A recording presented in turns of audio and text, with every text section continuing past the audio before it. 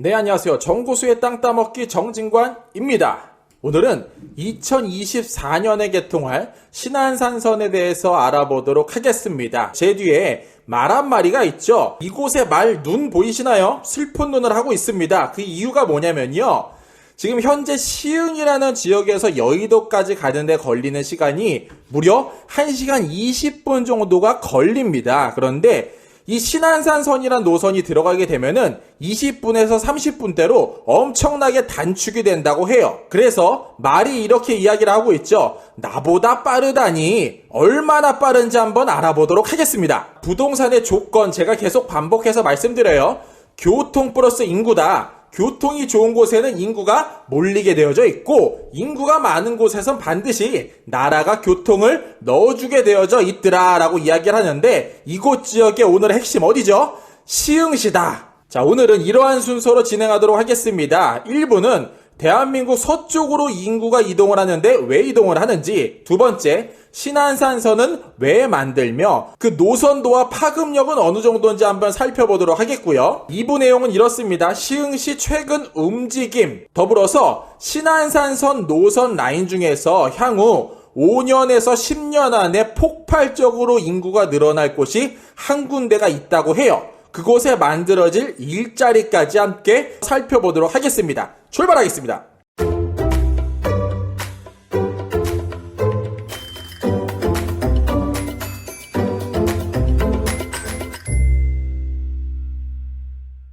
대한민국 인구가 서쪽으로 이동을 하고 있다. 왜 그럴까요? 우리나라는 내수 대 수출, 당연히 수출 강대국이라는 것을 우리는 알고 있어요. 무역협회라는 곳에 홈페이지에 들어와서 보면은 수출입 총괄이라는 창이 있습니다. 이곳 창 내용 분석해보면 이래요. 지난 2008년 세계 금융위기를 제외하고 20년 동안에 단 한 해도 수출이 수입보다 적었던 적이 없습니다. 이 데이터만 봐도 우리나라는 밖으로, 즉 다른 나라의 물건을 많이 팔아서 부자가 됐구나라는 것을 알 수 있게 되고요. 자료 하나 더 보시면요. 경부축보다 서해축 부근으로 주요 수출입국이 많이 들어가 있다는 것도 알 수 있게 돼요.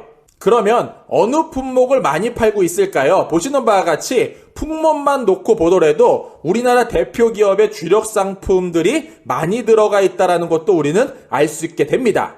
요약하면 이렇죠. 기업의 이동은 인구의 이동을 뜻을 하고 인구의 이동은 교통편의 개선을 예상해 볼 수 있게 되는데 인구 플러스 교통의 발전은 부동산 자산 증식의 기본이라는 것도 우리는 지금까지 세월을 살면서 알 수 있게 됐습니다. 제가 예전에 보여드렸던 사진이죠. 서쪽 라인에 만들어지는 서해축 라인 중에서 오늘은 이곳 파란 색깔 동그라미 신안산선에 대해서 알아보도록 하겠습니다. 자, 신안산선이 많이 들어가는 지역 어디죠? 바로 시흥시고요. 시청은 시청로 20번지 장현동에 위치를 하고 있고요. 가장 핵심이죠. 인구수가 약 50만 명 정도 들어가 있다라고 합니다. 50만 명이라는 인구수 경기도에서 몇 등 정도 할까요? 인구수 11등을 자랑하고 있고요. 여기 보시면 요 끄트머리에 살짝 걸쳐져 있는 이곳에 시흥시가 들어가 있습니다. 경기도 인구 전체 중에서 3.73%를 차지하고 있고요.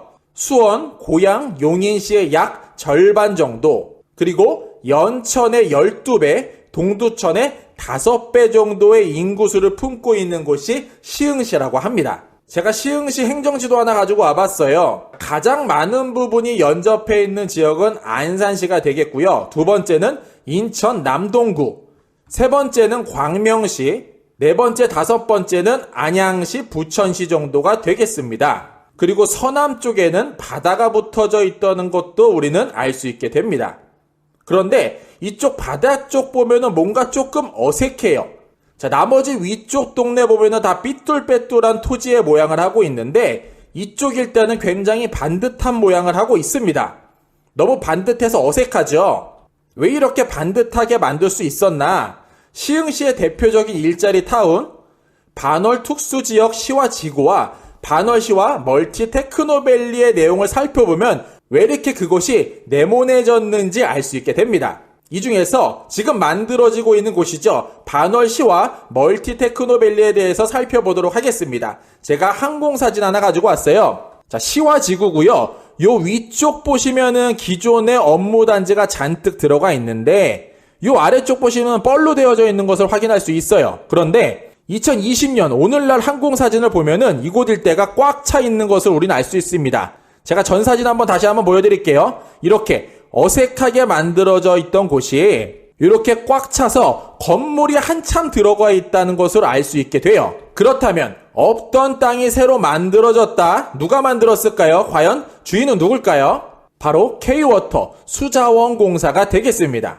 그래서 그 내용을 살펴보니까 분양정보라는 것을 클릭하게 되면은 시와 멀티테크노밸리 MTV라고 불리죠. 개발사업 현황이라는 것을 확인할 수 있게 되고요. 그곳 일대 1만 4천 명 정도가 인구 유입이 될 것으로 예상이 됐고 첨단 지식 기반 산업, 물류, 유통, 상업, 주거기능 등을 넣도록 하겠다라고 이야기를 하고 있습니다. 자, 시흥의 멀티테크노밸리의 자랑 뭐가 있죠? 거북섬이란 게 있는데 거북이가 많다는 것을 뜻할까요? 그렇지 않고요. 제가 위성사진 하나 가지고 왔습니다. 보시는 바와 같이 도시가 거북이 모양으로 만들어져 있어요. 머리, 오른쪽 다리, 왼쪽 다리, 오른쪽 뒷다리, 왼쪽 뒷다리 거북 모양으로 하고 있고 그 세로의 길이는 약 520m 정도가 되고 가로의 길이는 320m 정도가 됩니다. 자, 이곳 일대 토지의 용도 어떻게 그려졌을까요? 전부 다 상업지라는 것도 우리는 알 수 있게 됩니다. 그러면 지금까지 너무나도 저평가되었고 소외된 시흥시 현재 품고 있는 노선도 어떻게 되어 있을까요? 총 4개의 라인 들어가 있습니다. 4호선, 수인분당선, 서해선 들어가 있고요. 사실 서해선은 얼마 전에 만들어져 있었어요. 그래서 4호선과 수인분당선 정도만 시흥시로 들어가 있는데 이곳 일대에 파격적인 노선이 하나 들어간다는 말씀을 드리고 있는 겁니다. 내용을 요약하면 이렇습니다. 서울에서 그리 멀지 않은 편에 속하는 시흥시가 지금까지 전철 혜택을 받지 못해서 소외가 됐었다. 이곳 일대에 보시는 바와 같이 신안산선이란 노선이 개통되면서 매와 시흥시청 지역이 유기적으로 연결이 될 것이고 이곳 일대에 엄청나게 편리한 교통편이 만들어질 걸로 예상이 되더라라는 것이에요. 더불어서 뒤쪽에 핵심 내용 나옵니다. 서울 도심, 강남, 인천, 수원으로 진출이 상당히 용이해져서 이때쯤 되면은 부동산 업자들이 몰려들 것으로 예상이 된다라고 이야기를 하고 있어요.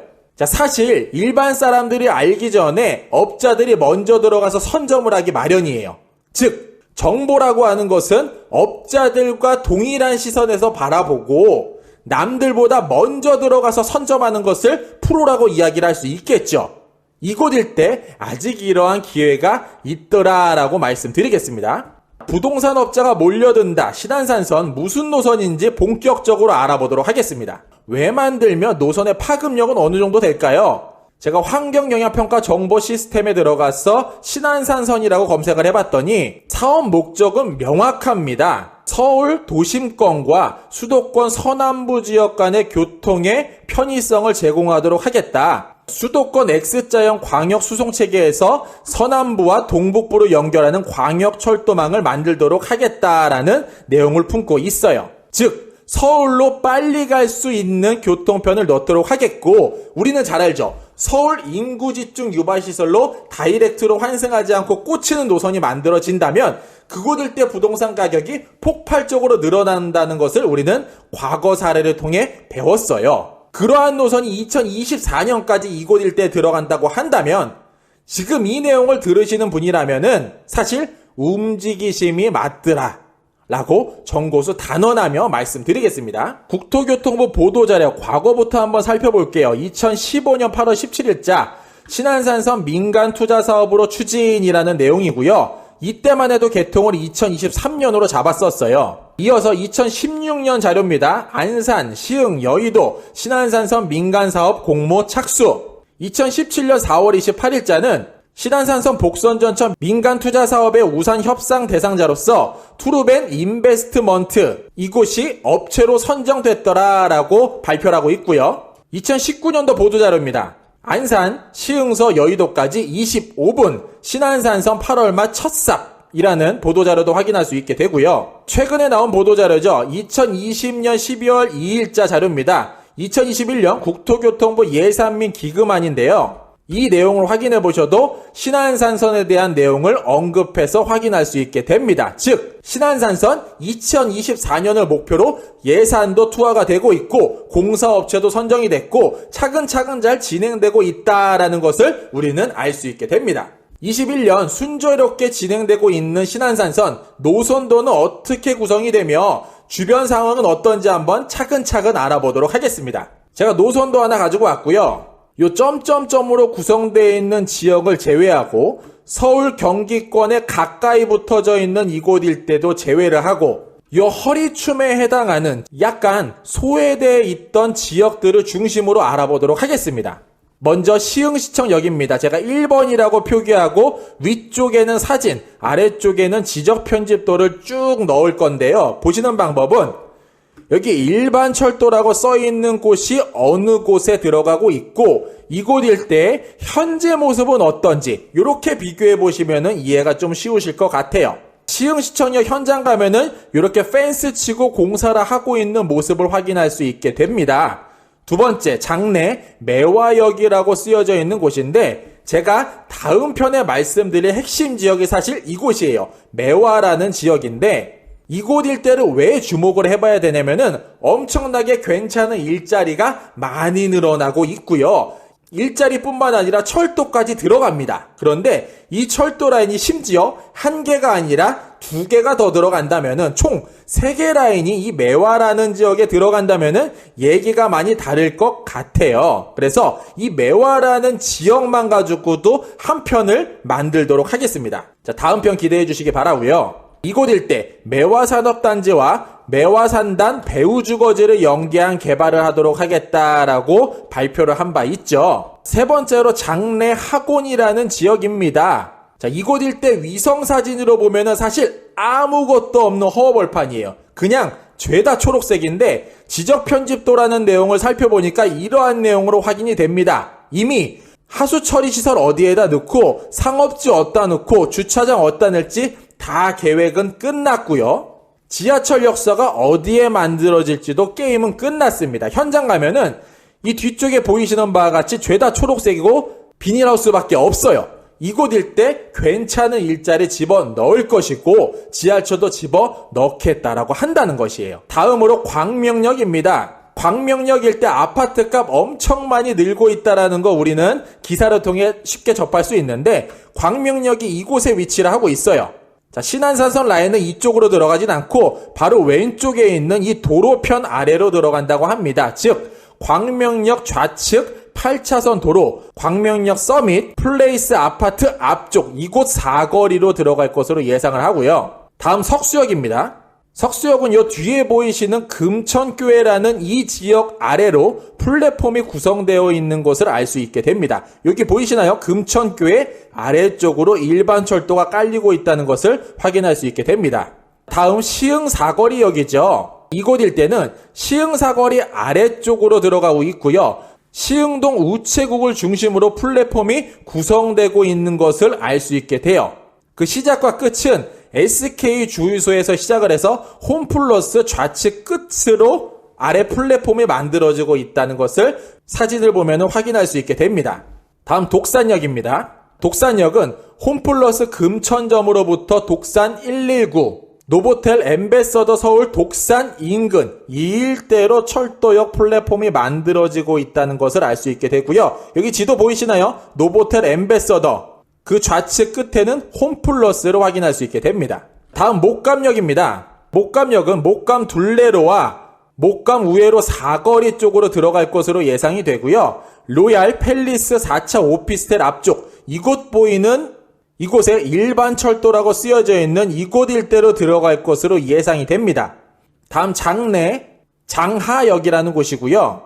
여기 일반 철도 라인 옆쪽으로 서서울 톨게이트가 보이시는 것을 확인할 수 있어요. 그 서서울 톨게이트 우측 부분에 뭐가 들어가죠? 안산 장성 공공주택지구가 지금 진행을 하고 있고요. 안산 장성 공공택지지구 서측 부근에 서서울 톨게이트 인근의 플랫폼이 구성될 것으로 예상을 해볼 수 있습니다. 다음 성포역입니다.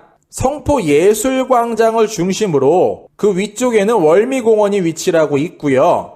요 육각형 모양을 중심으로 어디에 들어가냐? 바로 우측 부근에 위치를 하게 됩니다. 여기 상업지가 뺑 육각형 모양으로 두르고 있는데 성포예술광장 월피공원, 국민건강보험공단 아산지사 앞, 월피광장 앞 사거리 쪽으로 플랫폼이 만들어질 것으로 예상을 해볼 수 있습니다. 이 플랫폼 언제쯤 우리 눈에 보이겠죠? 정고수 예상해보면은 2022년에서 3년경 돼야지 사실 우리 눈앞에 본격적으로 보이기 시작을 해요. 아파트든지 상가든지 사실 일반 사람들이 알기 시작을 하면 그때부터 폭발적으로 가격이 올라가기 시작을 합니다.